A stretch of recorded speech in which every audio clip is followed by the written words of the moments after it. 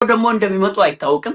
በዚህ አሁን ባለው ችግር ላይ ራሱ አገዛዙ ደግሞ ብዙ ነገሮች አሉ። ኤኒዌይስ ምንድነው መደረጋ በዚህ ትኩሳትን በጣም እያንጨረጨረ በሚመጣ በእጅግ በከፋ ሁኔታ ህዝቡን እያቃጠለ ባለ የህልውና ጥያቄ ላይ ከአማራውም ግዛት ተብሎ ከተቀመጠው አሁን ከዚህ ከክልል ባሻገር ስላለውም አማራ መምጣት የሚችሉበት መንገድ ምን እንደሆነ በሐሳብ ነው መግባባት ያለባቸው። ይሄንን ለማድረግ ደግሞ ብቁ የሆነ አስተዳደር ይጠይቃል። በአስተሳሰብ ዝቅ ብሎ ወይም በደረት ሰፍቶ ወይም በጉልበት እንደው ዝም ብሎ በርትቶ የኔ ነው የሚባል ነገር በድርጅት አሰራር ላይ አይጠቅም። አሁን ድርጅት ማምጣታቸው መልካም ነው። ይሄ ድርጅት ሳይፈርስ ጎደሎውን እያስተካከለ በጋራ ምክክር ማንንም ለመተቸት ብለን አይደለም።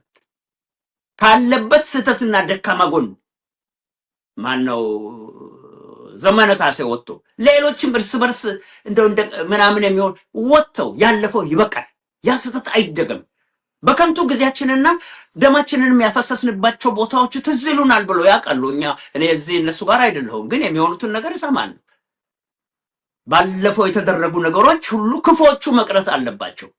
እንደመጣን ጊዜ የነበረን የጋራ ጽናት በራሳችን የመረጃ አሰባሰብና በጸረ መረጃ አካሄድ በወታደራዊ ስርዓት በውጊያው ዓለም እንዳይደገም በማድረግ ሂደት በመሃላችን መተማመን ኖሮ የሐሳብ አንድነት እንዲኖረን የሐሳብ ልዩነት መስተናገድ አለበት ካላሉ በቀር የነን ሐሳብ የተቃወም ከተባለ ነገም ሌላ ጣጣ ይመጣና እንደገና ደግሞ የአማራውን ትግል መልሶ በሚጎዳ መንገድ አሁን እኮ ያለው ሹመት ለግለሰቦቹ የመከተቻ ኬስ እንደተበጀለት ሆኖ ሊታይ አይገባም። እውነተኛ የመዋቅር ኃላፊነትን የመረከብና ለዚያ በብቃት መጥኖ የመገኘት የሚሉት ጉዳዮች ሊስተዋሉ ይገባሉ።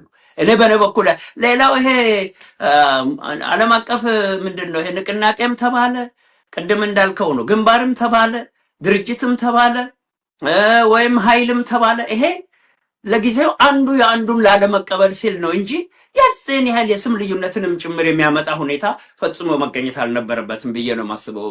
ገጢ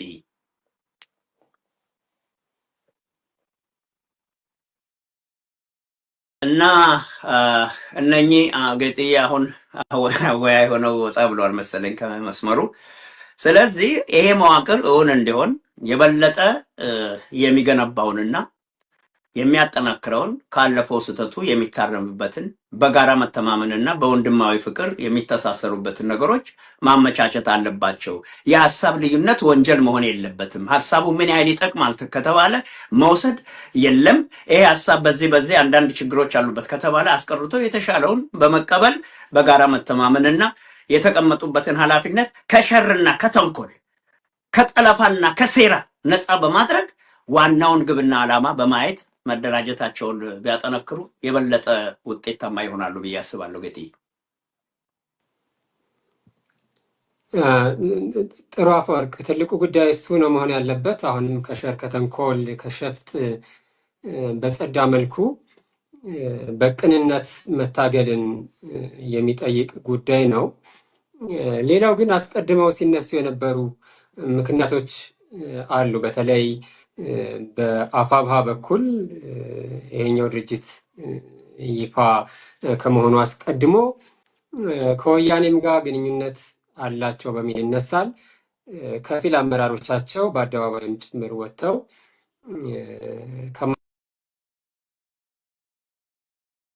ጋር እንሰራለን አገዛዙን ለመጣል የሚሉ ሀሳቦችን ሲያነሱ ነበር። ያለ አቋም ነው የነበረው። አስቀድሞ ሰላማዊ ሰልፎች ጭምር ህዝብ እንዲወጣ የተደረገባቸው አካባቢዎች አፋሕድ የሚቆጣጠራቸው አካባቢዎች ነበሩ፣ ወያኔን በመቃወም ማለት ነው።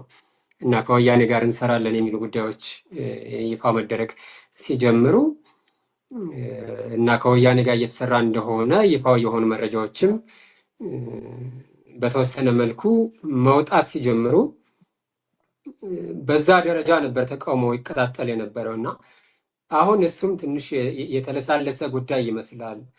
ይህንንስ በተመለከተ ምን አይነት አቋም ስልት ነው መያዝ ያለበት? ብልጽግና ጠላት ነው፣ ምንም ጥያቄ የለውም። መገርሰስ አለበት፣ መወገድ አለበት። እሱን የአማራ ፋኖ በጠቅላላ እየተዋጋ ነው ያለው። ያ መቀጠል አለበት። ከዛ በተጨማሪ ግን የሚመጡ ደግሞ ይህንን አጅበው የሚመጡ ሌሎች ጦርነቶች አሉ። ለምሳሌ የአሰብ ጦርነት በሚል ከወያኔ ጋር መጎሳሰሞች አሉ። የወልቃይት ጉዳይ ሰሞኑን በስፋት እያነጋገረ ነው።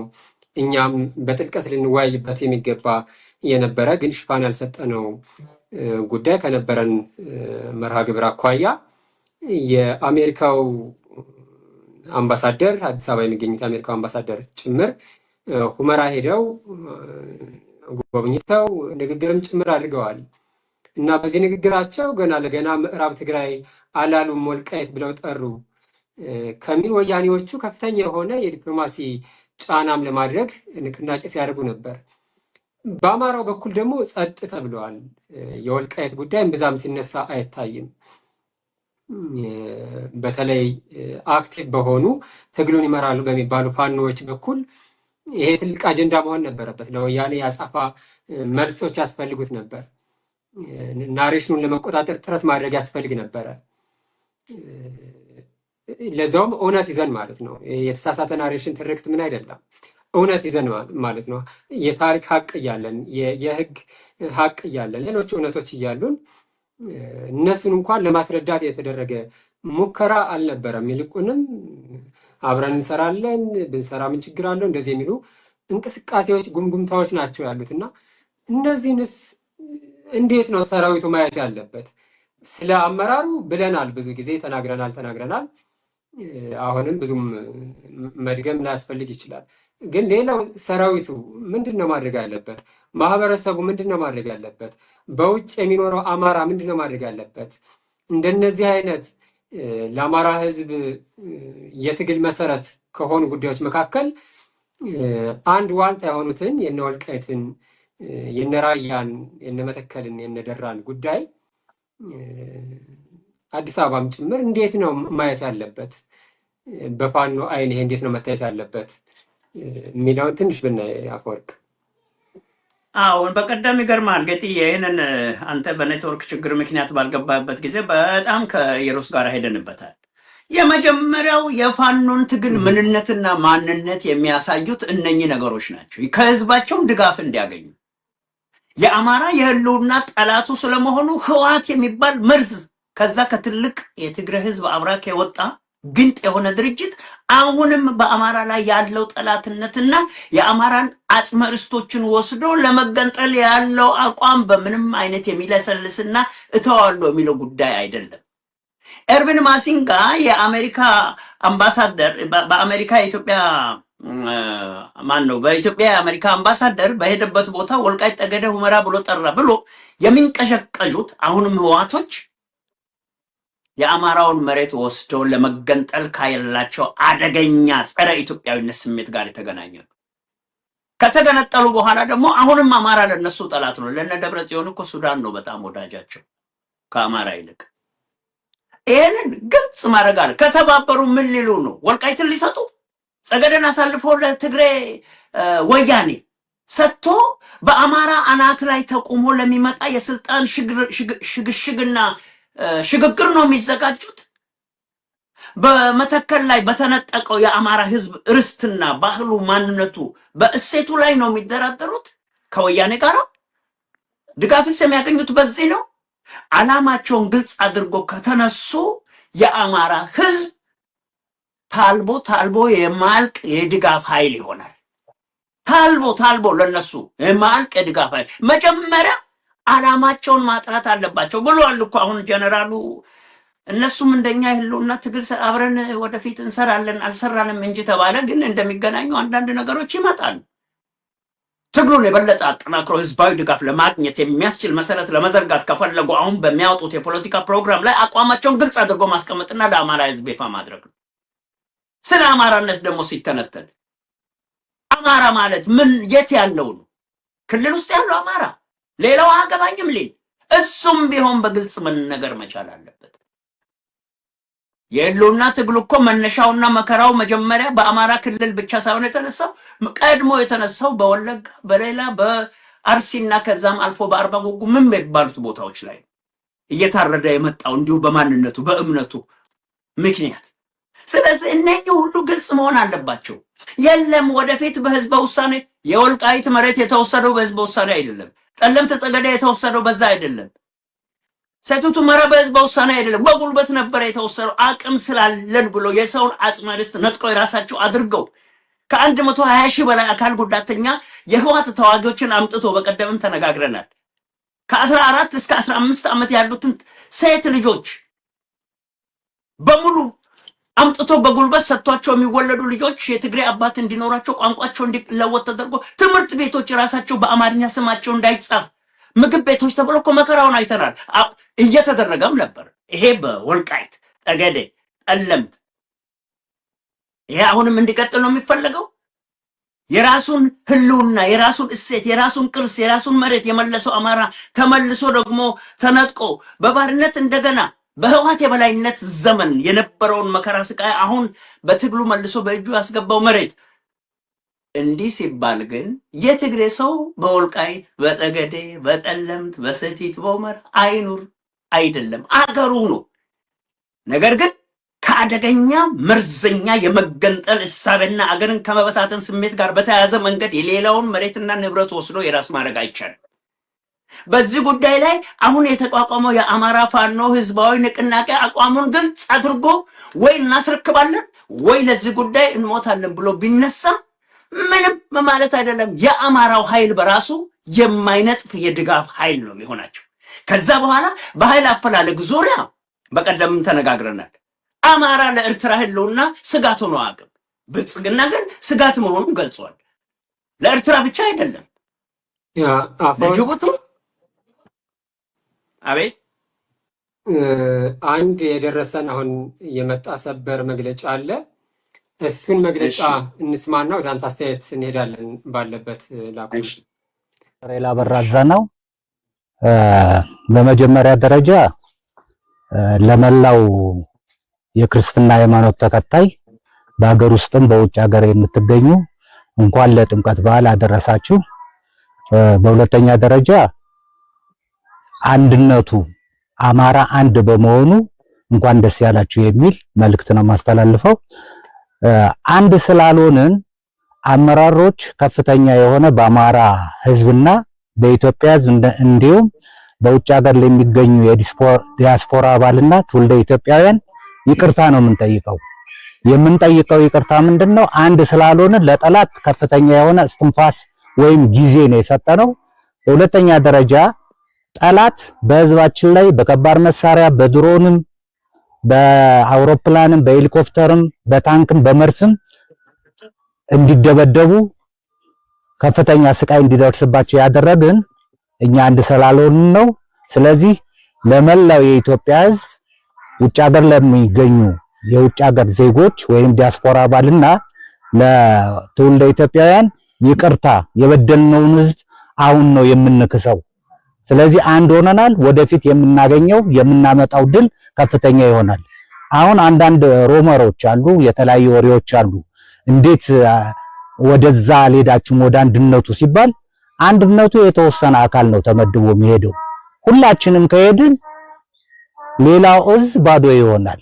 ስለዚህ አሁን የሚያታግሉንን ሰዎች ምርጫ አድርገን በምርጫው መሰረት ሰው ተመራርጦ ተመድቦ የአማራ አንድ ድርጅት እንዲቋቋም ተደርጓል።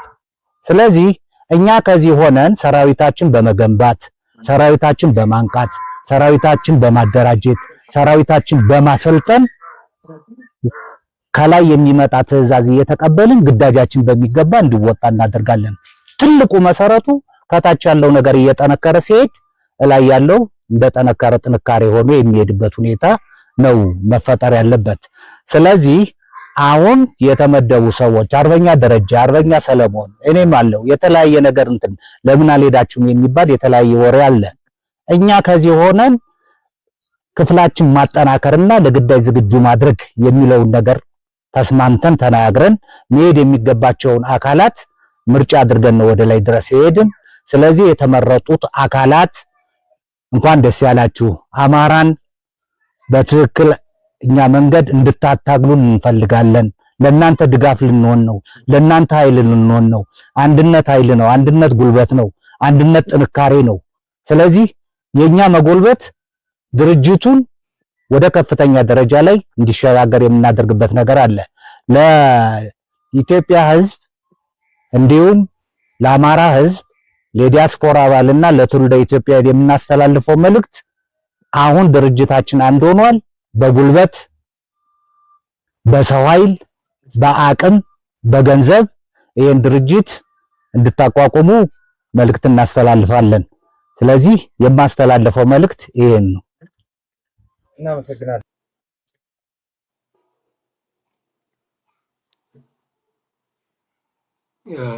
ጥሩ፣ በጣም እናመሰግናለን። እኛም የተወደዳችሁ ተመልካቾች አሁን የሰማችኋቸው ከጎንደር በኩል ያሉ ከፍተኛ የፋኖ አመራሮች ናቸው። በተለይ ከአማራ ፋኖ ህዝባዊ ድርጅት የጎንደር ጠቅላይ ግዛት እዝ አመራሮች ናቸው። እነ አርበኛ ደረጀ በላይ፣ ሰለሞን አጠናው እንዲሁም ቀደም ሲል ሲናገሩ የነበረው ኮሎኔል አበራ ዛናውም ጭምር አሉ።